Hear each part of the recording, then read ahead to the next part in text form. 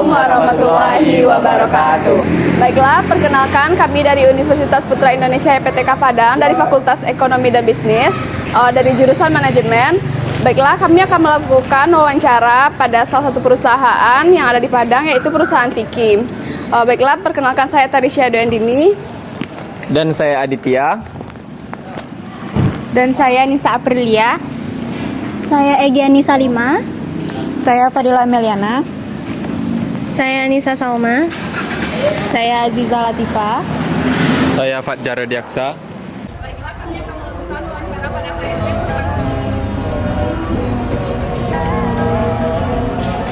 Assalamualaikum warahmatullahi wabarakatuh. Perkenalkan saya Egyanisa Salima dan saya sudah berada di perusahaan yang bernama Tiki. Baiklah, di sebelah saya, selamat siang Pak. Sebelumnya perkenalkan namanya. Ya, saya Irwan. Baiklah Bapak Irwan. Di sini saya dan rekan saya ingin memberikan beberapa pertanyaan.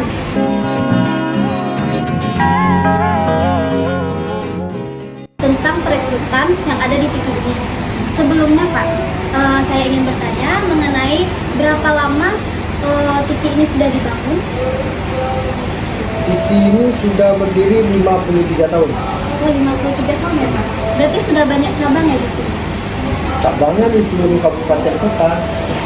Pak, kalau di Padang ini sudah berapa banyak cabangnya? Ada data ini.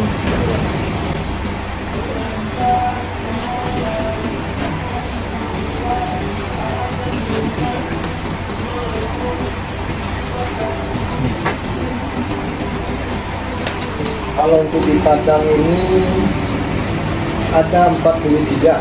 Berarti kurang lebih 43 ya Pak? Di Padang ya, di Padang. Kalau tambah daerah-daerah banyak lagi nih, ada 27. 27 ini kan satu nih, 1 sampai 27.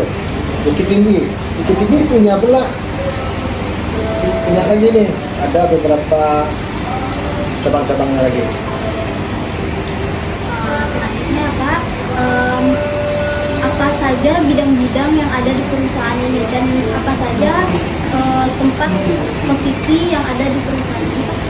Ya, saya yang tadi apa gimana? Tentang posisi apa saja yang ada di sini? Ya, kalau posisi pekerjaan pertama itu kurir. Ya. Kurir ada supervisornya. Kemudian kurir itu namanya incoming. Incoming artinya itu coming, barang masuknya. Kemudian ada divisi lagi outgoing. Outgoing keluar. Nah, ada lagi supervisornya. Kemudian CS, customer service, itu melayani atau menerima komplain. Ada konsumen yang komplain, barang saya ini nggak datang-datang, ini gimana, ribut. Nah, kemudian ada di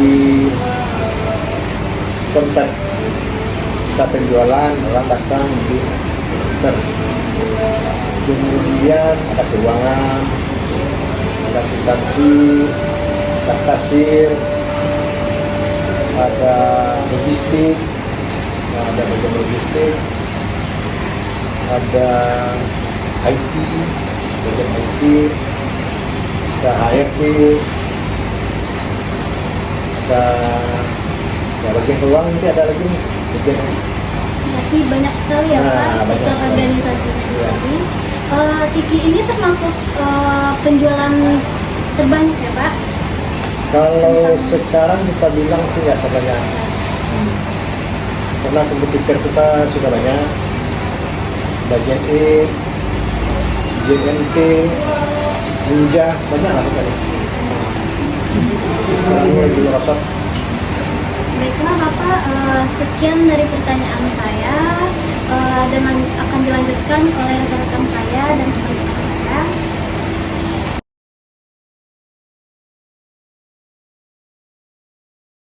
Baiklah teman-teman, sebelumnya perkenalkan saya Fadila Meliana Di sini di sekolah saya sudah ada Bapak Irwan SH sebagai Kepala HRD di PIKI. Baiklah Pak, langsung saja ke sesi pertanyaannya. Pertama, bagaimana langkah-langkah Bapak dalam mencari dan memilih calon karyawan di PIKI ini? Ya. Yang jelas karyawan yang masuk itu setelah dia memasukkan lamaran ya, kita lihat CV-nya, data-datanya, kemudian kita lihat ijazahnya apa, dan kita butuh di sini ini karyawan yang untuk bagian mana, kita sesuaikan, sesuailah disiplin ilmu yang ada sama dia dengan karyawan yang kita butuhkan. Nah, kalau ini sesuai, yang jelas kita lihat dia rajin nggak, dia menurut patuh dengan aturan-aturan perusahaan dan bisa bekerja sama dengan karyawan-karyawan yang lain. Kalau menurut Bapak, kalau misalnya calon karyawan, dia tidak memiliki pengalaman kerja, itu bagaimana Bapak cara menghadapi? Sebetulnya tergantung kebutuhan. Kalau kita butuh, dia nggak punya pengalaman kerja. Kalau kita butuh nih, yang melamar nggak banyak nih, cuman 2 orang gitu ya, 2 orang. Kita butuh karyawan kan 3, kita ambil ya, karena kita nggak ada training, karena kebutuhan karyawan kita paling-paling untuk kurir ngantar barang gitu ya. Itu nggak perlu training, nggak perlu pendidikan khusus lah untuk karyawan. Nah, di sini dia di training oleh teman-teman sama kerja, mulai dia masuk ini bekerja, dia ikuti temannya dulu 1 minggu, bagaimana cara mengantarkan barang, itu udah dilepaskan lagi. Kalau di bagian resepsionisnya kan biasanya cewek kan Pak? Ya. Tadi Bapak bilang di sini tidak ada pelatihan yang baik, langsung ke jasa pengantaran. Kalau misalnya cewek yang melamar juga? Cewek melamar temannya di bagian konter ya, di resepsionis ya. Dia masuk ke sini, dia latihan dulu sama orang yang sudah ada. Makanya nih karyawan sudah ada nih, dia perhatikan orang yang kerja nih. Kamu yang di sini, ini caranya. Dilatih begitu aja sebentar, jadi dia tidak perlu training luar. Dia ditrainingkan, ada lagi orang yang harus training selama 3 hari, nggak begitu. Itu training di sini aja. Gitu. Baiklah, sekian pertanyaan dari saya. Selanjutnya dari pertanyaan. Ya.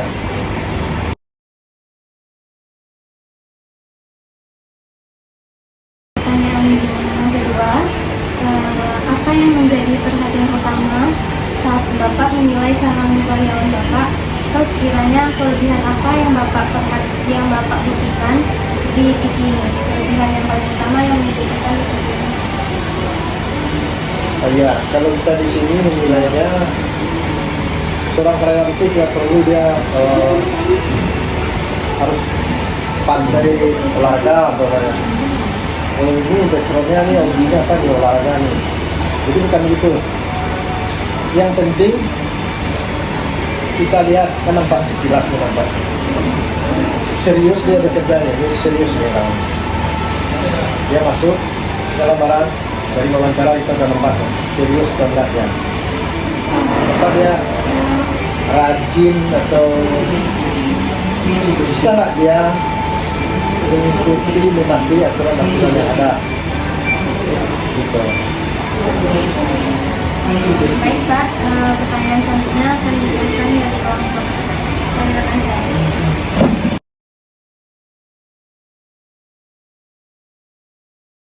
Baiklah Bapak, saya akan melanjutkan pertanyaan dari rekan saya, yaitu apakah ada persyaratan khusus untuk posisi tertentu dalam PIKI ini?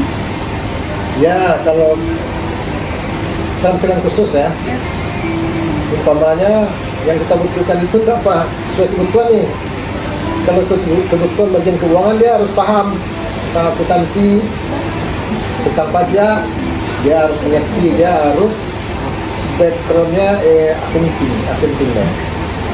Backgroundnya harus akuntan, khusus untuk orang di bagian pajak. Jadi kita dari semua lamaran yang kita butuhkan pemain akunting, kita seleksi. Nah, kalau sudah dapat ini sesuai dengan yang kita butuhkan, ya ditempatkan di sana.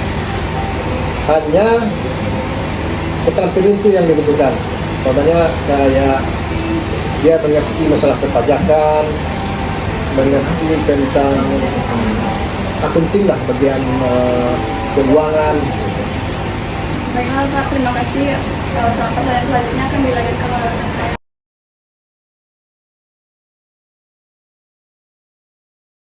Baiklah Pak, selanjutnya pertanyaan dari saya melanjutkan pertanyaan dari rekan-rekan saya tadi. Menurut Bapak, bagaimana Tiki ini mengelola beragamnya karyawannya gitu? Yang jelas kita dari HRD dengan banyaknya orang, banyak pula perangai ini. Ya. Ada yang bentuk-bentukan nanti dalam bekerja dia bertengkar antara yang satu dengan yang lain, itu menjadi tanggung jawab HRD tuh. Tanggung jawab HRD bagaimana menciptakan suasana kerja itu harmonis. Ada karyawan yang stres ya, ada masalah dengan pimpinan, itu HRD. Yang jelas kita menciptakan kondisinya senyaman dan seaman mungkin. Jangan terjadi persoalan-persoalan antara sesama karyawan. Nah, pertanyaannya tadi gimana? Bagaimana cara perusahaan gitu melanjutkan solusinya gitu dalam beragamnya karyawan gitu? Ya itu tadi. Kita mengantisipasi jangan terjadi pertengkaran lah antara sesama karyawan. Ciptakan kondisinya seharmonis mungkin. Umpamanya dalam sekali 6 bulan kita adakan jalan bersama-sama, libur, keakraban. Nah, gitu. Agar karyawan ini kan ada yang bagian kurir nih. Nah, kurir dia sibuk dalam nggak ketemu dia bagian kantor. Nah, sekali dia ketemu pada waktu sekali 6 bulan, dalam sekali setahun jalan bersama. Nah, itu salah satu mengatasinya ya. Itu komunikasinya. Baiklah, pertanyaan dari saya Pak, terima kasih, dilanjutkan oleh rekan-rekan saya.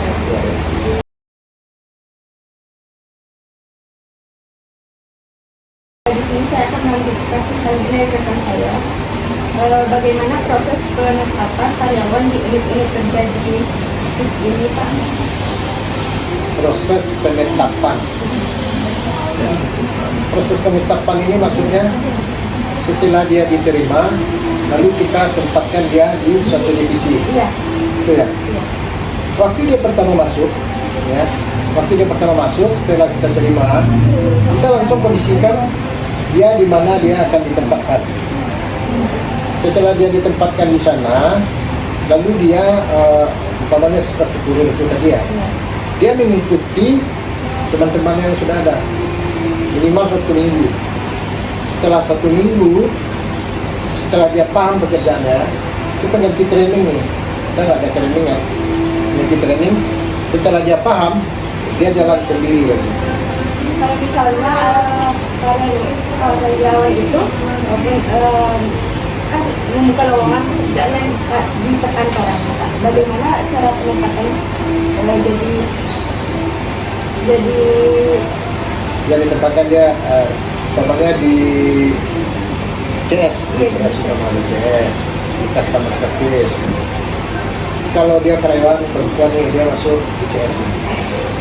Ya, setelah diterima dia ditempatkan di sana, dan dia sama seperti tadi, dia mengikuti orang yang lama dulu, memperhatikan, dia nggak tahu ditanya, setelah dia paham dan dia sendiri. Biasanya yang di CS itu dia nggak sendiri, ada lagi temannya. Nah, Mungkin dalam sebulan, 2 bulan dia sudah bisa sendiri. Itu aja. Jadi dia tidak perlu training khusus. Nah. Baik Pak, selanjutnya akan dilanjutkan di bulan Desember. Baik Pak, saya ingin bertanya Pak, bagaimana cara penetapan gaji bagi karyawan? Apakah sesuai dengan posisi masing-masing? Ya. Kalau masalah gaji, yang pertama karyawan itu masuk dalam masa percobaan. Gajinya tidak sebesar yang sebenarnya. Katakan tidak UMR gitu ya, di bawah UMR dulu, taruhlah 2 juta. Setelah 3 bulan, setelah dia menjadi karyawan, baru dinaikkan gajinya sesuai dengan UMR dulu, sesuai dengan UMR.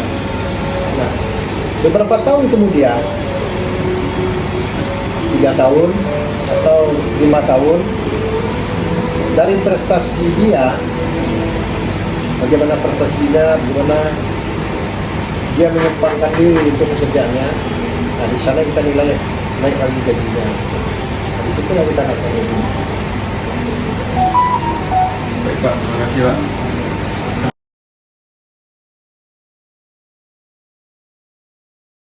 Kan pertanyaan dari rekan saya tadi, bagaimana perusahaan menilai kemampuan teknis dan keterampilan interpersonal kandidat? Dari kinerja dia, surat keterampilan ya, itu kan setelah karyawan bekerja, bukan tahap pemilihan awal. Kalau dia bekerja, yang jadi kendala itu kadang-kadang kita tidak bisa menempatkan dia sesuai dengan disiplinnya dia. Disiplin ilmu dia tidak sesuai dengan pekerjaan. Dia pintarnya di bidang umpamanya kayak tadi ya, bagian ekonomi. Sementara kita butuh bagian CS. Bagian CS kan, bagian penerimaan komplain. Kamu datang ini di mana nih barang saya kok belum diantar segala macam, kok barangnya terlambat, ya. Nah, dari situ ini selama ini dia kan udah bekerja, dia udah paham ya situasi. Nah, itu dia belajar. Kadang-kadang tidak sesuai dengan disiplin ilmunya, dia ngerti sendiri itu pekerjaan. Ngerti dia. Jadi karena dia bagian CS, kalau orang komplain begini menghadapi. Jadi kita sesuaikan selama dia sini bagaimana perkembangan pekerjaannya sesuai dengan bakat dia masing-masing. Sekian pertanyaan dari kelompok 5. 3 tahun. 3 tahun. 3 tahun. Kontrak 3 tahun. Kalau waktu lanjutkan tahun KMP masuk ke KMP langsung menjadi karyawan tetap. Nah, dia ini masuk jadi karyawan tetap. Nah, artinya kalau karyawan tetapnya berarti udah bersama. Ada penghargaan masa kerja. Masuk kerja pokoknya 5 tahun.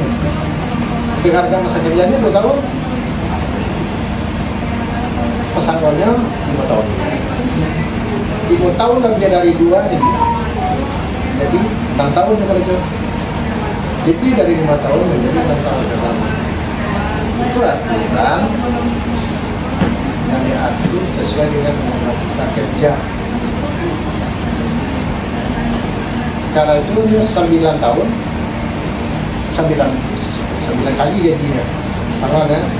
Kali karena itu 22 tahun, tetap 9. Karena rumusnya mengikuti undang-undang. Berarti kita undang-undang Maksimalnya 9 tahun. Masa penghargaan masa kerja. Penghargaan masa kerja. Nah, karena itu 20 tahun. 20 tahun bagi 3 gaji pokok 3 juta. 7 kurang sedikit kan. 2 kali 7 21. Itu 20 tahun. Nah, dinilainya 21 tahun karena itu. Dibagi 3 berarti 7 bulan gaji dapat penghargaan masa kerja. Kemudian yang pasangannya 20 tahun ya kan itu tetap 9. Itu rumusnya. Ada yang tinggi cuma 9 bulan. 9 ditambah 7 karena balik 6 gawe kali 3 juta. Kemudian lagi 3 juta kan, lagi 3 juta. Itulah yang didapat sebagai pasangan. Pasangan sama penghargaan masa kerja. Sama dia 9 bulan gaji, penghargaan masa kerjanya dari 2 juta. Nah, itu yang diatur di dalam Undang-Undang Cipta Kerja. Apa itu Undang-Undang Cipta Kerja? Baiklah, sekian dari beberapa pertanyaan yang telah dilontarkan oleh teman saya yang sudah dijawab oleh Bapak Irwan. Terima kasih ya Pak sudah meluangkan waktunya. Baik, terima kasih. Assalamualaikum warahmatullahi wabarakatuh.